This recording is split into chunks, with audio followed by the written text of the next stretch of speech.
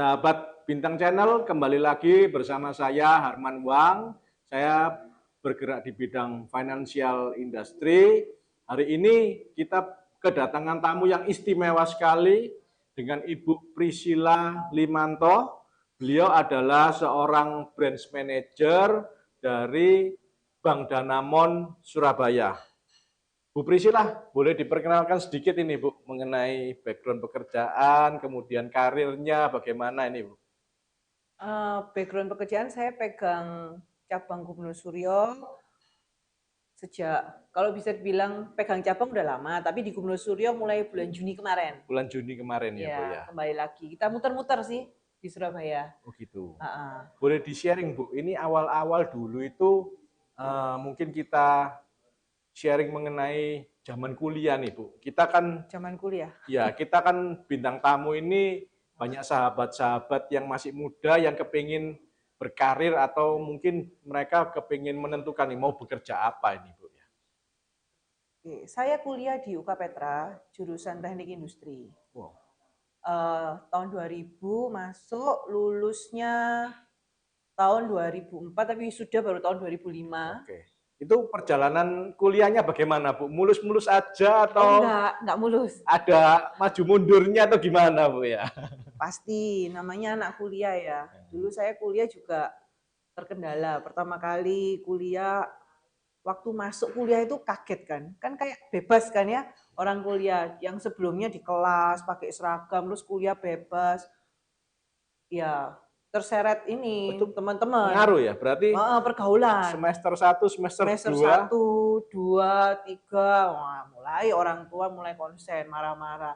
Ini IP-nya kok jelek-jelek Oh, terus IP-nya ini. sempat terganggu IP-nya. Nasakom, Oh gitu. Nasakom saya start di semester 4 itu mulai ada perubahan karena ada masalah keluarga. Kebetulan waktu semester 4 itu ayah saya dipanggil Tuhan. Oke. Waduh. Waktu itu yang membuat saya mulai kayak disentil sama Tuhan. Ya, ya. Kamu sampai kapan? Karena waktu papa sebelum meninggal itu pesen, saya cuma mau lihat anak saya jadi sarjana.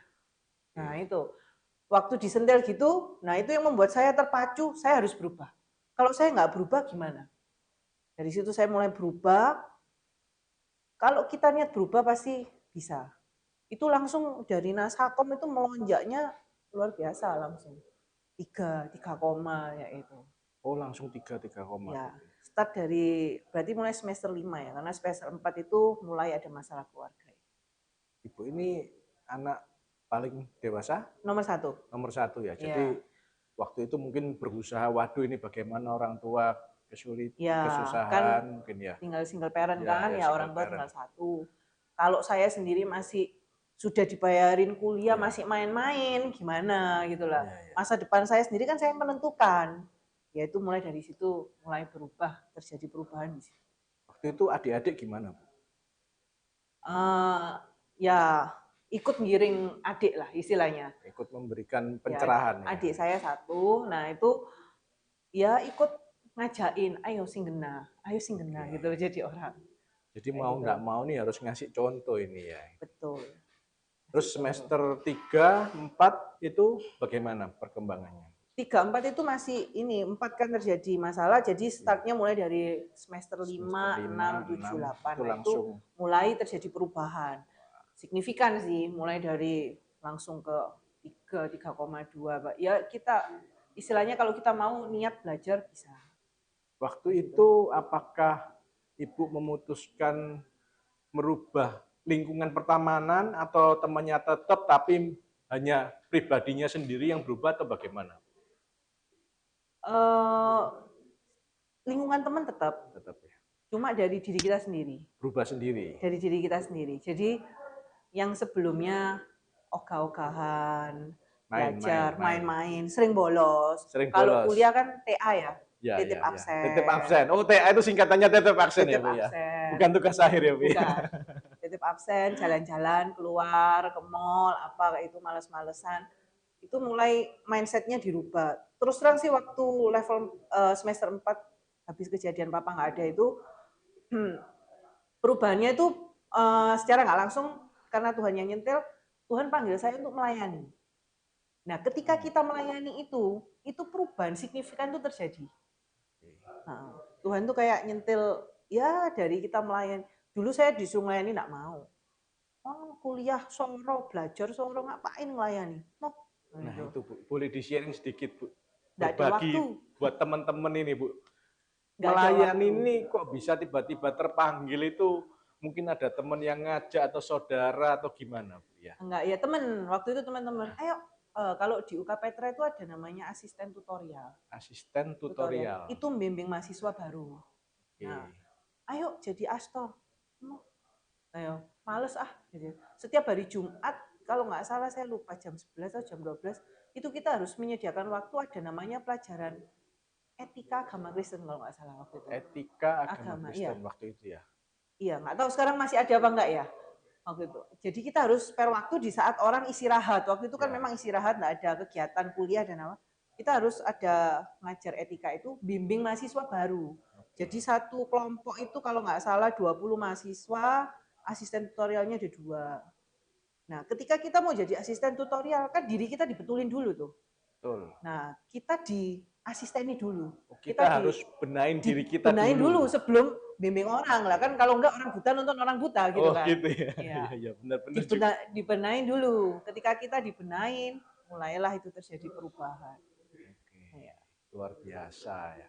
Jadi waktu semester 4 ada berita duka, kemudian semester 5 mulai, waduh ini kita harus ngapain kan, seperti itu ya. Terus kemudian semester 6 mulai belajar mulai untuk dari semester tutorial 5 itu, ya. Semester 5 tutorial, jadi membenahi diri dulu, kemudian mulai jadi mentor ini ya. Wah, jadi belajarnya ini itu singkat ini, langsung. Titik balik langsung berubah kehidupannya. Luar biasa Bu Besi ya. Gitu.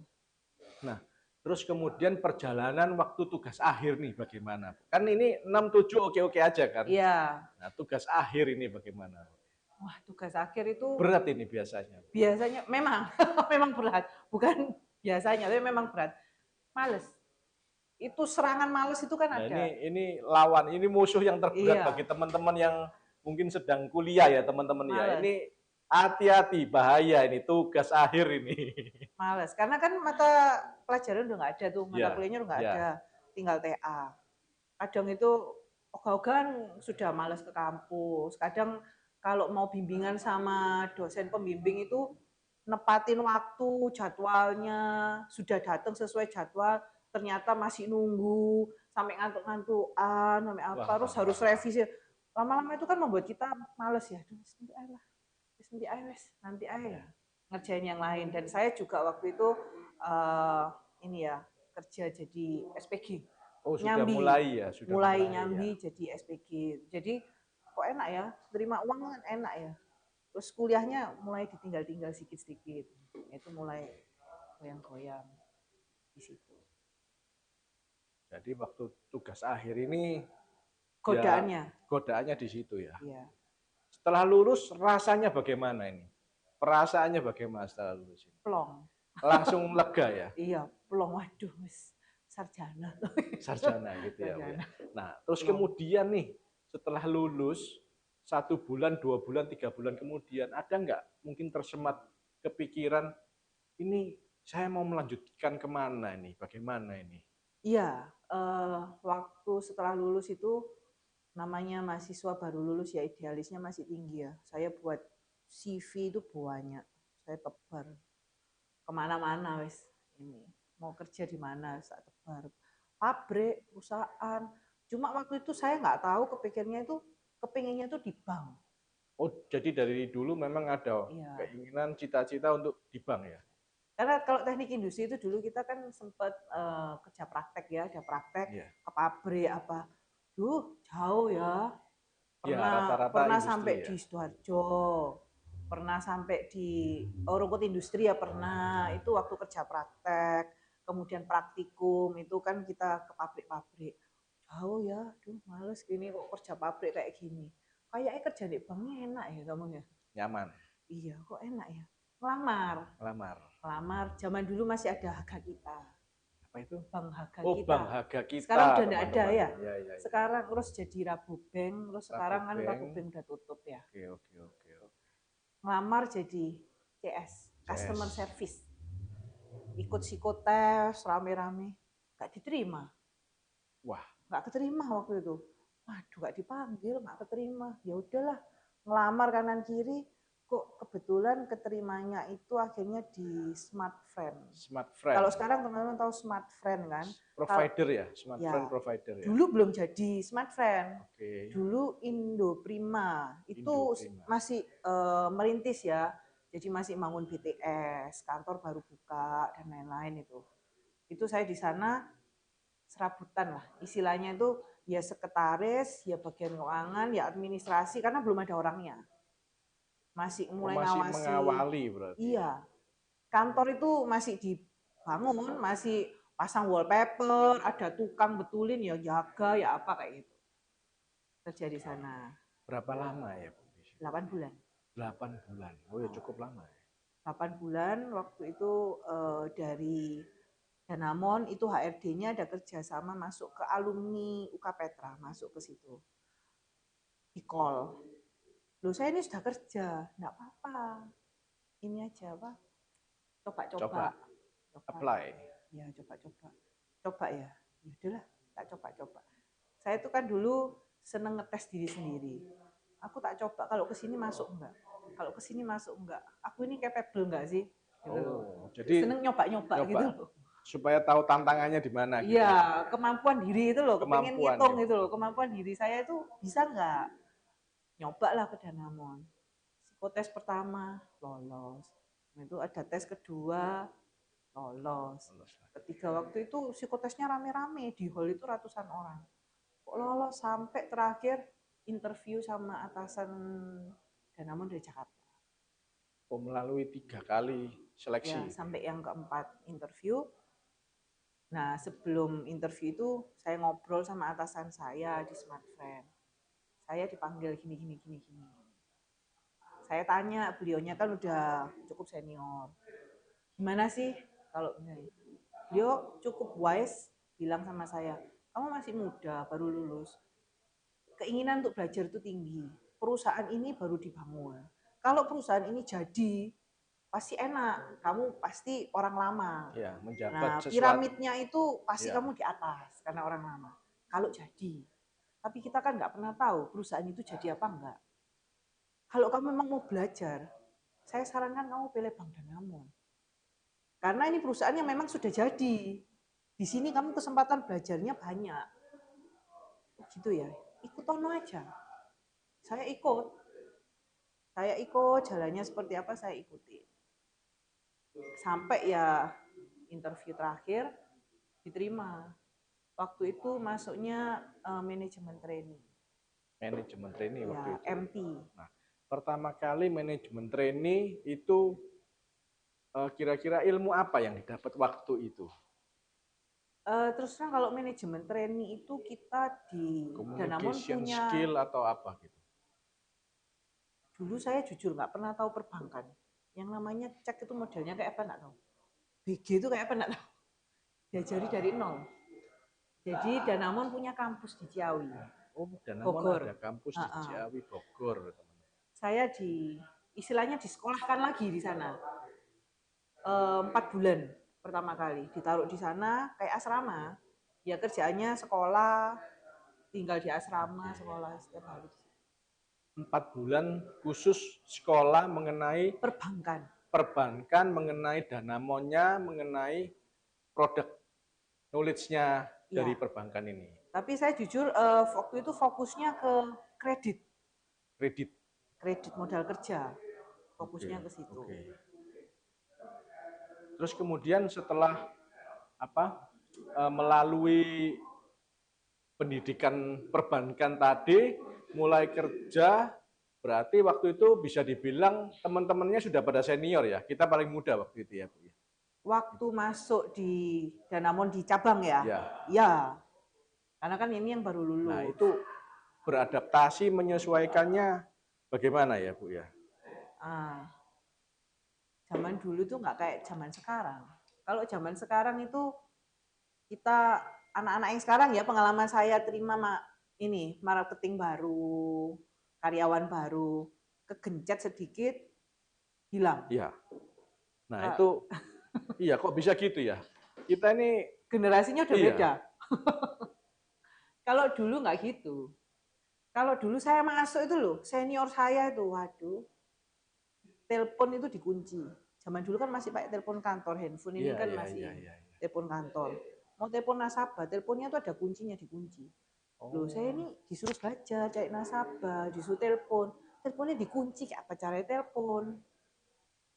Ya ini sendiri kita harus bisa beradaptasi, deketin senior, disuruh-suruh sama senior, ayo fotokopi, terus gini, jadi tukang fotokopi. Aku mau visit, antar no, ya jadi sopir. Ini apa? Ya melalui itu dulu. Jadi belajarnya itu begitu ya. Iya. Nah, itu istilahnya menguatkan hati, menguatkan pikiran itu berapa bulan waktu itu sampai terbiasa. Berapa bulan ya? Loh iya kan itu pasti kan suatu yang baru kan di Iya, situ ya. iya. Berapa Pas lama ya saya enggak mungkin kan ngemat. loh saya merasa loh saya kok diginikan kan itu ada Iya. perasaan-perasaannya seperti itu ya. Tapi satu hal waktu itu yang jadi pegangan saya waktu itu, saya malu kalau sampai saya keluar dari Danamon. Karena waktu saya kan sudah punya kerja tuh di Smartfren. Terus saya mau pindah Danamon itu ada satu pimpinan bilang, bisa tak kamu, Dek Bang? Berat loh, Dek Bang itu gini. Itu kalimat yang membuat menjadi motivasi buat saya. Kalau sampai saya gagal di sini, malu saya. Berarti di istilahnya orang tuh kayak gece, nggak bisa dong kayak gitu kan. Malu harga diri. Gimana caranya supaya bisa? Nangis ya nangis, sering nangis. Di Danamon tuh nangis sering saya. Nah, kalau nangis ini biasanya curhatnya kemana? Temen, Temen. uh, Bukan ke orang tua di rumah, Bu. enggak. Nanti kalau orang Tambah sedih kebetulan ya kan kalau orang tua. orang tua tinggal satu, mama. Kalau dicurhati gitu nanti kan tambah kepikiran Tambah kayak gitu sedih kan. ya. Enggak sudah. Temen habis dimarahin gitu, wah ngomel-ngomel sambil nangis sambil wah sembunyi itu. Sering kayak gitu tuh. Oke, oke, Jadi oke. saya di Danamon itu kan 3 tahun itu dulu ya itu 3 tahun kontrak. Saya dikontrak 3 tahun tuh enggak boleh keluar dari Danamon. Kalau keluar itu ada penaltinya karena udah disekolahin. Nah selama 3 tahun Di ini kontrak itu 3 tahun ya. Jadi di sekolah ini mulai dari sekolah start itu kan ada masa training 1 tahun ya. sampai ikatan dinas lagi 2 tahun jadi total Oke, 3 tahun. total 3 tahun. Suka dukanya di posisi CS ini bagaimana, Bu? Oh waktu itu masuk kan MT Oh, saya, MT ya? manajemen training itu kayak marketing. Suka dukanya ya cari nasabah. Target, ada target. Target, mulai dari awal target. Terus caranya bisa achieve target selama 12 bulan setahun ini gimana?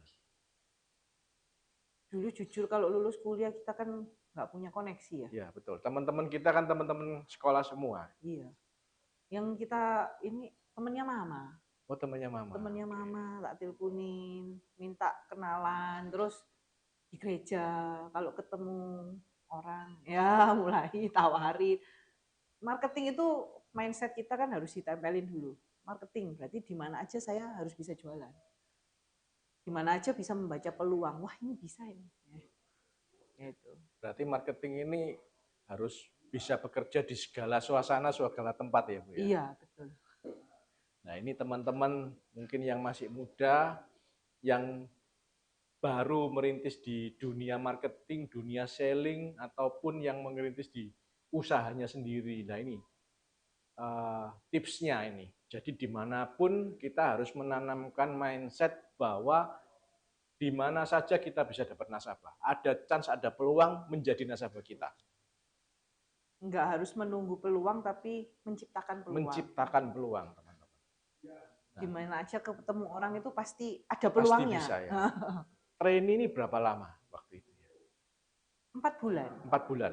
Kalau total 4 bulan di Ciawi, kemudian kita balik ke cabang 6 bulan, kemudian kembali lagi ke Ciawi 1 bulan, kemudian baru full di cabang. Setelah full di cabang ini langsung dapat posisi atau bagaimana, Bu? Marketing. Masih, Marketing, iya, posisinya marketing. marketing posisinya. Jadi targetnya marketing. Berapa lama ini ngerintis di marketing ini? Saya ngerintis marketing, masuk Danamon tahun 2006, sampai 2011, 5 tahun. 5 tahun. Wah, ya Ya, cukup lama ya. ya jadi Terus marketing. nggak mengalami kejenuhan ini kalau stuck kayak gitu? Kebetulan enggak, Enggak.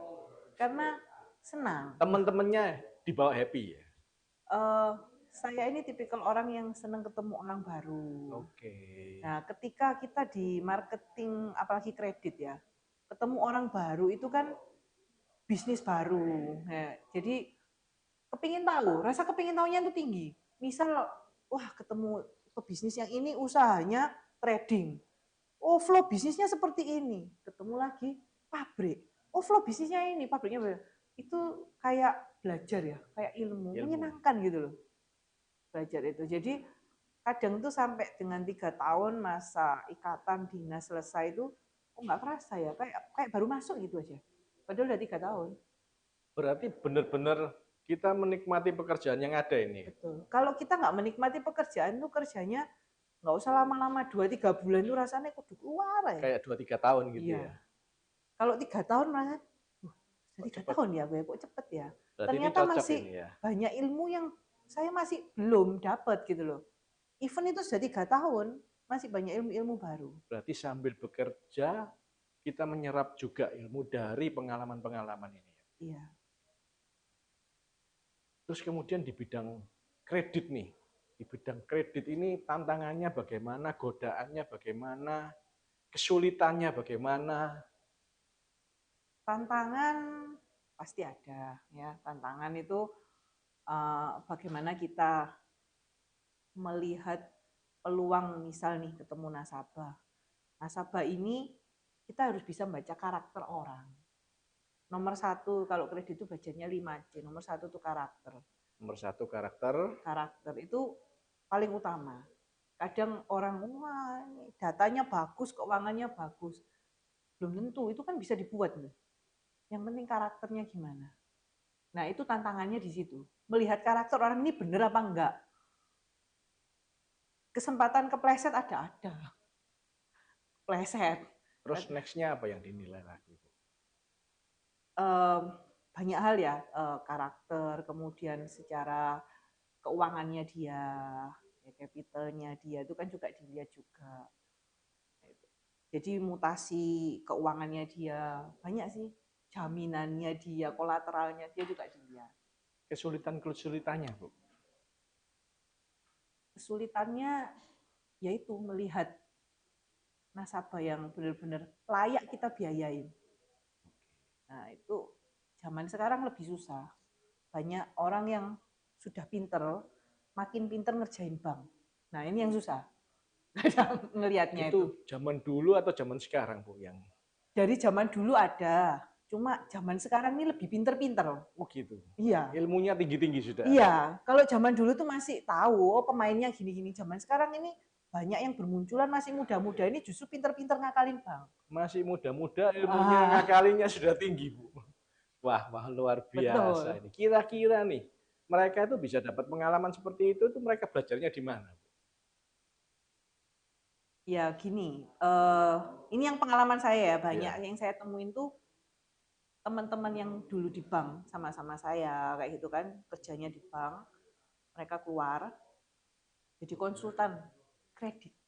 Oh gitu. Jadi pengusaha yang mau ngajuin kredit, mereka jadi konsultannya kayak gitu. Berarti orang dalam yang berhenti, Ya, akhirnya kan dia, kalau orang dalam udah tahu nih seluk-beluknya seperti apa.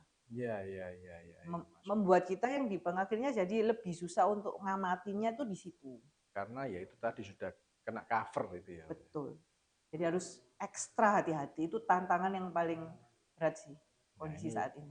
lanjut nih. Setelah 3 tahun di divisi kredit nih, berlanjutnya kemana, Bu? Tetap sih marketing. Kalau di Danamon itu kan dulu tim SME ya. Tim SME. SME Small Medium Enterprise itu untuk kredit. Kemudian jadi kepala cabang kayak gitu. Cuma kalau dulu tuh kepala cabangnya ada dua. Satu cabang itu ada dua kepala cabang. Satu untuk membawai kredit, satu untuk funding dan operasional. Oke, jadi ada yang divisinya funding, ada Ya, yang divisinya kredit. betul. Kebetulan Bu Priscilla ini memang fokusnya di kredit ya Bu ya. Ya. Tapi Danamon sejak tahun 2016 kita ada perombakan. Danamon kan dibeli sama MUFG Group, ya, Jepang punya. Jepang. MUFG Group. Kalau orang Jepang itu kan nggak mau terlalu banyak orang ya, maunya single kapten. Jadi satu cabang hanya ada satu pimpinan cabang. 2016 mulai berubah nih. Perubahan. Sistemnya berubah nih. Ya.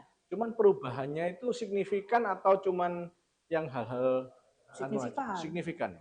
Dari yang dulu saya belajarnya cuma kredit nih, nak tahu menau target funding dan lain-lain. Oh, enggak mau, ketika saya harus membawa berarti saya harus belajar hal baru dong. Tambahan target baru ini ya? Iya, funding. Nah ini gimana nih belajar? Apa aja sih jualannya, fundingnya apa aja? Itu banyak hal baru lagi yang harus dipelajari. Nah, ini ternyata menarik teman-teman. Di dunia perbankan ini ilmu-ilmu keuangannya banyak. Mungkin dari belajar product knowledge-nya, belajar caranya mengenal karakter orang, dan bagaimana nih kita bisa merintis karir nih. Jadi harus tabah ya Bu ya. Tabah. Kemudian harus smart ya Bu ya. Dan harus mau belajar ini. Ya, harus mau belajar. Keinginan belajar itu memang yang paling penting sih. Dari belajar ini kita baru bisa berkembang. Iya, betul. Nah, setelah dari kredit sudah ngelontok nih ibaratnya nih, terus sekarang tiba-tiba terjadi perubahan manajemen, belajar funding. Nah ini belajarnya gimana ini? Banyak yang membantu sih. Kalau di Danamon kita punya ada kayak investment spesialis. Belajar dari situ. Dari teman-teman yang memang dulunya expertnya di funding. Mau bertanya. Tanya gimana caranya cari, gimana caranya handling. Belajar lagi dari nol. Nah, kalau menurut Ibu nih, karakter nasabahnya itu berbeda nggak Bu? Beda dong. Beda ya? Kalau kredit itu kita kan kasih uang ke nasabah. Kalau funding itu kita minta uang. Oh. Lebih susah mana Bu? Susah-susahnya cari nasabah sama aja. Sama aja ya Bu ya. Kalau kredit ini kan tantangannya tadi ya, cari nasabah yang betul ya. Selektif. Betul. Ya. Kalau funding ini tantangannya ya ini gimana cara narik nasabah. Istilahnya kita kayak merasa memiliki dana nasabah supaya bisa berkembang. Istilahnya nasabah kalau mau titip dana, kita nggak bisa ngembangin ini. Itu ada beban tersendiri ya. Jadi kayak, aduh apa ya sudah dipercaya kok ini nggak berkembang kayak gitu kan. Itu jadi pemikiran sendiri gitu loh, jadi kepikiran kayak gitu kan. Berarti Bu Priscilla ini sudah handle cabang full sejak 2016 ini ya Bu ya? 16 full funding lending. Nah, dalam menghandle cabang ini, kalau boleh tahu Bu, itu Ibu membagi tim-tim ini menjadi divisi apa aja Bu? Oh, itu sih sudah dibagi memang ya sama memang struktur ya itu ya? Strukturnya sudah ada. Oke. Ada divisi apa aja ya Bu ya? Yang pasti ya funding sama lending itu. Kemudian nanti kan ada divisi operasional tersendiri. Operasional kan memang teller, customer service. Terus kemudian mungkin di-sharing nih sama teman-teman nih. Jadi kalau teman-teman ini kepengen berkarir nih di bidang perbankan, mungkin bisa diceritain di funding ini ada divisi apa aja yang teman-teman bisa apply, di bagian kredit ini ada divisi apa aja yang teman-teman bisa apply nih Bu? Oh, funding banyak. Yang suka investment, kita punya investment spesialis. Itu yang harus mengetahui tentang market update setiap hari ya, pergerakan saham, pergerakan IHSG-nya itu bagaimana, itu ada investment spesialis.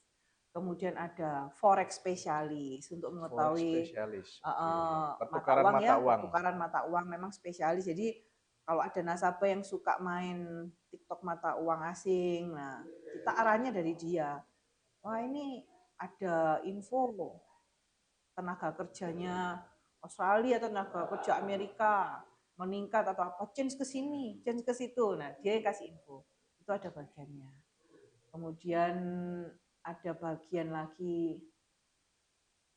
kartu kredit ya mungkin sendiri. Kartu kredit ada bagiannya sendiri. Kemudian ada bagian kalau funding, kartu kredit, investment spesialis, forex spesialis, Mortgage, KPR ya kalau itu ya, lebih KPR, ke KPR. Kredit berarti. kredit. Kredit itu KPR, kemudian kredit modal kerja kita pun sudah dibagi-bagi ya. Ada yang handling sampai commercial size. Kalau small medium enterprise itu kan sampai dengan 30 miliar, di atas 30 miliar sudah masuk komersial kayak gitu. Atau kalau di Danamon enterprise banking sebutannya, corporate ada. Wah, menarik sekali ya, Bu ya. Berarti Banyak ini sih bagian-bagiannya. divisi-divisi ini harus dimitingin setiap hari atau gimana, Bu ini? Mereka punya meetingnya mereka sendiri ya, Oke. untuk pekerjaannya mereka. Tanggung jawab lah ya, Bu Iya, ya. tanggung jawabnya mereka sendiri. Itu kan di pihak bisnis. Nanti kalau pihak risk itu ada yang analis kreditnya kan Ya, ada sendiri. ya. Analis kredit, ada approvernya. Sebagian penagihan kredit macet juga ada. Kolektor. Kolektor.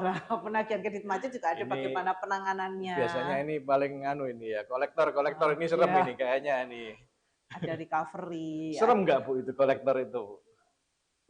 Ya jangan macet lah, supaya nggak ketemu yang serem-serem gitu. Gitu ya, Bu ya. Iya, jangan macet gitu aja. Iya. Terus kemudian pada saat handle cabang nih, Bu.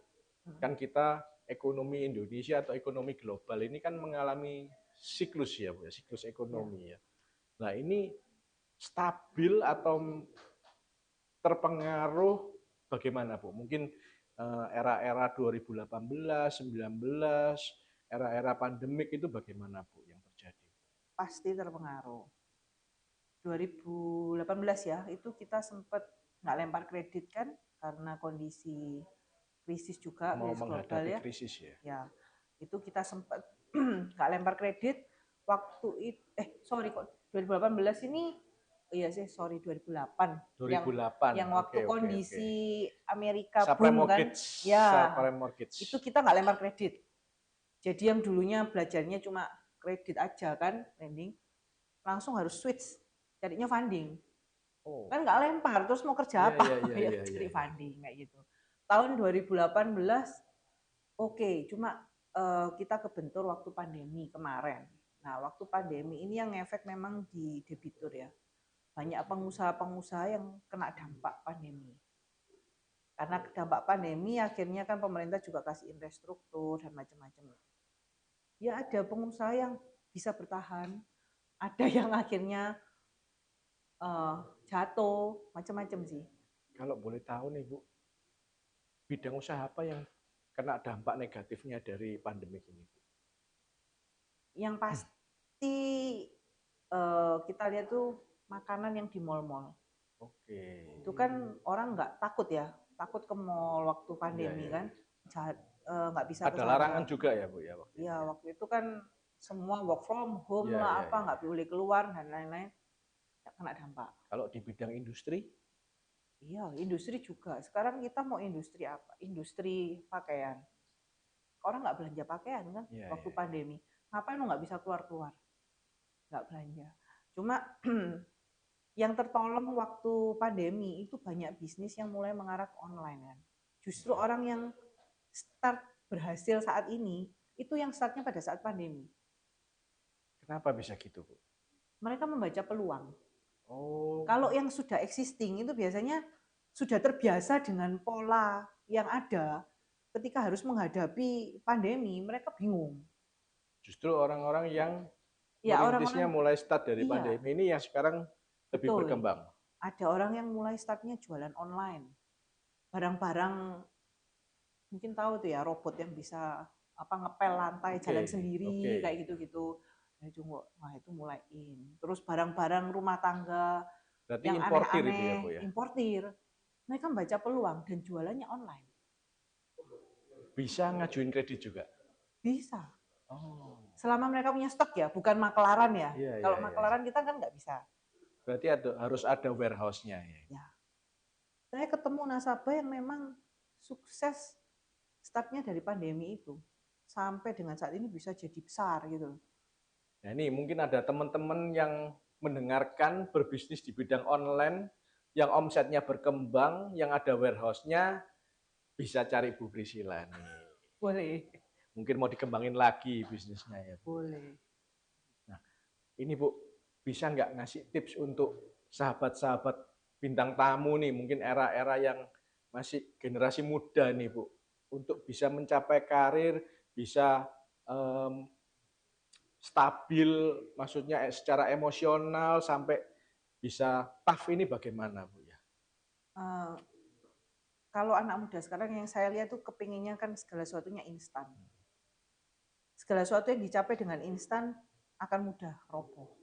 Istilahnya apa ya? Fondasinya tuh kurang kuat. Kalau kita lihat pengusaha yang lama-lama dulu yang berhasil itu kan justru mereka memulainya dari segala sesuatu yang susah.